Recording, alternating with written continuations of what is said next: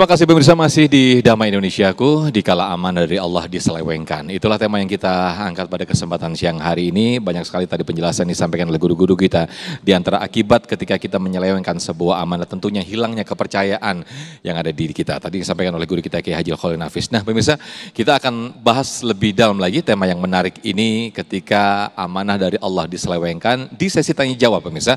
Dan insya Allah akan berinteraksi dengan guru-guru kita. Yang pertama, Ukhtina Dita yang akan mengajukan pertanyaan dan akan dijawab terlebih dahulu oleh Ustadz Ahmad Khan. Ya Ustadz, silakan Dita. Baik Ustadz, Assalamualaikum warahmatullahi wabarakatuh. Waalaikumsalam warahmatullahi wabarakatuh. Oke Ustadz, izin bertanya sebelumnya.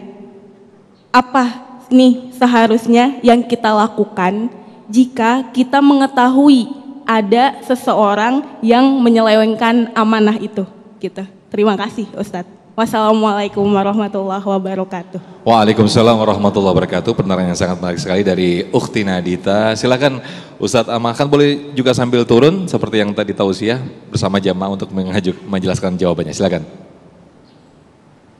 Masya Allah, ini pertanyaan yang luar biasa. Pertanyaan yang menarik ketika kita melihat ada orang yang menyelewengkan amanah, apa yang harus kita lakukan?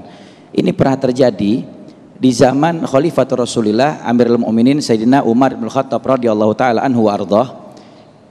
Ketika Sayyidina Umar bin Khattab radhiyallahu taala anhu wa ardhah, beliau ini memiliki anak yang anaknya ini merengek, minta sama orang tuanya dibelikan pakaian baru untuk lebaran. Biasa kan kalau orang lebaran itu suka dibelikan pakaian baru. Nah, anaknya Sayyidina Umar bin Khattab ini, dia bilang sama ayahnya, wahai ayahku, teman-temanku semua sudah beli pakaian baru, sedangkan aku belum punya pakaian baru. Engkau kan seorang Amirul Mukminin, tolong engkau belikan aku pakaian baru.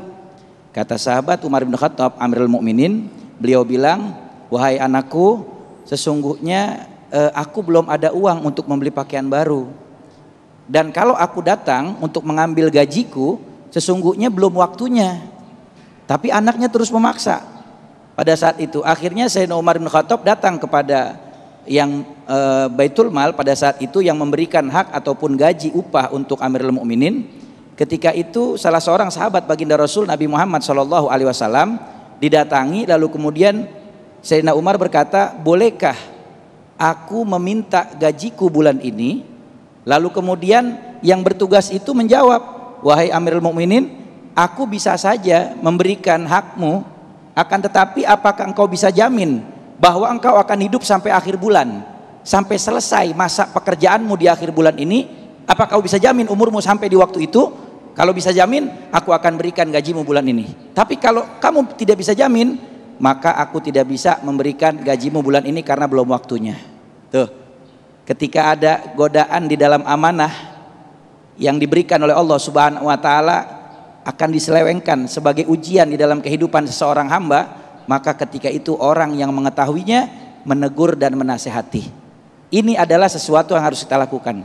Karena ketika kita melihat ada kemungkaran di hadapan kita, maka kita boleh menegur dan menasehatinya. Tetapi ingat kata Imam Syafi'i, fansuh fin firadi, kalau kita mau menegur orang, mau memberi nasihat orang, maka nasihatin jangan di depan orang lain.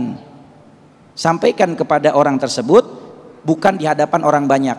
Karena ketika seseorang memberi nasihat kepada orangnya langsung, tidak di hadapan orang banyak, maka itu tujuannya memperbaiki kesalahannya. Tetapi ketika seseorang memberikan nasihat atau teguran di hadapan orang banyak, faqat wabahahu, maka tandanya dia adalah orang yang ingin menjatuhkan harga diri dan menghinakan orang tersebut. Maka nasihatin dengan adab, dengan akhlak, dan jangan lupa doakan agar diberikan taufik hidayah oleh Allah Subhanahu wa taala. Wallahu a'lam bishawab. Baik, Masya Allah, terima kasih Ustadz Ahmad Khan.